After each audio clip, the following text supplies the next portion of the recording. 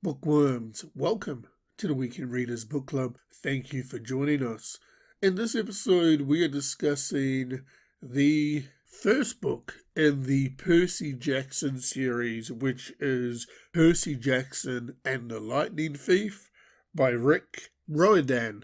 I may have butchered that pronunciation. Apologies. So, Percy Jackson and the Lightning Thief is book one of the Percy Jackson series. As I said in the last episode, my oldest son has gravitated to the series for some reason, and I decided, you know what, I'm going to read along with him. Well, I actually finished it faster than him, but that's not a flex. But I wanted to read what he was reading to sort of gauge what the interest is and how the book relates to somebody potentially. We did this previously with Not Ready Player One. It was another book that was similar about the girl. Let me see if I can find out what that book was called. Last Gamer Standing. That's what the story was called that we read previously. So this is just, me grabbing my children's books and reading it to see what they're getting themselves into. So this is the story of Percy Jackson and the Lightning Thief, with my review and takes on the book. Let's go. So I will say off the bat, Percy Jackson and the Lightning Thief does differ a little bit compared to the movie, the Percy Jackson movie. It's a lot more hashed out, which is usually the fact in books. And I found that this book actually grabbed my attention a lot more than what the movie did. So I was really pleased with that. The story starts off, I think he's 11-year-old Percy Jackson has no idea that he is related to a Greek god. Basically, some crazy stuff happens. He thinks he's seeing stuff. People are trying to capture him. His mum, tells him, hey, this is what's up. Your dad's a god. He then finds himself in a camp. And then he has to go on a quest to find a lightning bolt that was owned by Zeus because somebody's trying to stitch him up to say that he stole it. Along the way, he's got his mate Grover. They got a quest. They find the bolt. Along the way, they meet Hades. They meet Medusa.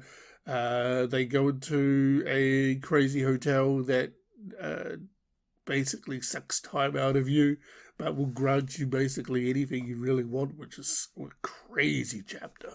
Overall, I found the story really interesting, and I can understand the highlight on how it relates to potentially, say my child reading it, and he's like, oh, they've done this, they've done this, they've done this. That sounds really exciting, and it's done a bit better than the movie, because he enjoys the Percy Jackson movies. And while I was reading it, I was like, okay, yeah, sweet. This is where I thought you would like it. This is where I thought you wouldn't like it. And it's sort of on par with what I was thinking with him. However, what I did like is 99% of the book is actually age appropriate per se. I mean, there's a bit of violence to it, and there's a bit of dark matter, dark energy brought towards it because, you've got good versus evil. Somebody set me up. I'm on a quest. I have to return Zeus's lightning bolt. And there are some dark forces per se, but the dark forces in which show up in the book aren't demonic, if that's the right word to use. So that's why I say, 99% of the book age appropriate. There's 1%, a little bit of violence. We talk about dark forces, and some people might not like that 1%, but overall it was a great read. It was very enjoyable, very relatable in relation to, okay, if you like the movie, you might dig the book a bit better, and once you read the book, you're like, damn, I want to read more of it, because they went on a cool quest, now I want to see what happens on their next quest, per se. And then, you go into book 2, book 3, book 4, book 5. In addition to that, all the supporting characters in the story were great. I mean, Percy Jackson's female companion, Grover, his half animal, half human companion, even the larger gods or the older gods that patrol the camp where all the kids live. They were quite cool. Even the gods that they meet along the ways, they were awesome, especially Hades. I know some people may not like me saying that, but Hades was a badass in this book. So overall, it was an enjoyable read. Now, the question will be, will Percy Jackson and the Lightning Thief be going onto my bookshelf? For me, no. I read it, cool. Am I interested in reading the series? For me personally, probably not.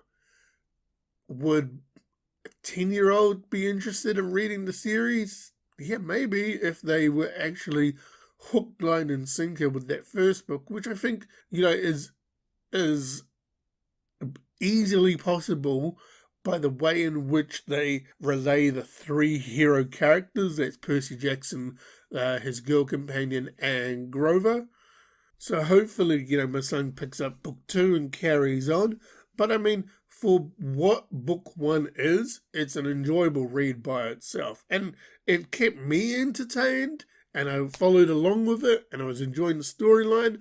It's just, read it, awesome, wouldn't read it again. But hey, I'm not the target audience for it, so I fully understand that.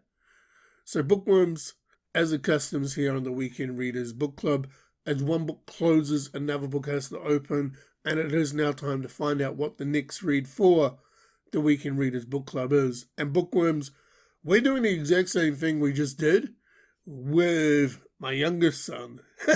We're going to pull his book that he's reading at the moment, and we're going to be reading book 1 in the Land of Stories series, entitled The Wishing Spell by Chris Colfer.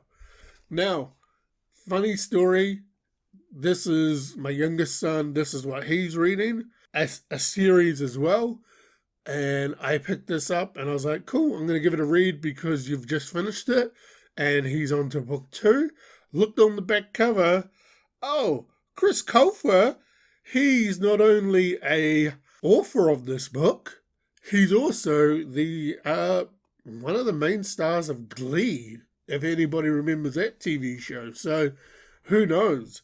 Yeah, The Wishing Spell, book 1 of the Land of Stories by Chris Colfer. You are the next read for the Weekend Readers Book Club. So, Bookworms, that was my discussion about Percy Jackson and the Lightning Thief, a book that, I enjoyed reading, followed along with the storyline. It was a very enjoyable read, and overall, I'm happy with my child reading that book.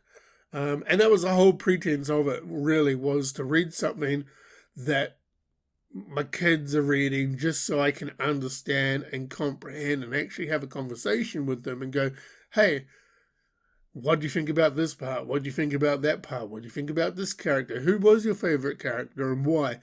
But Bookworms, thank you again for joining us. That is the episode. And until next time, where we discuss Book 1, The Wishing Spell of the Land of Stories by Chris Colfer. Happy reading.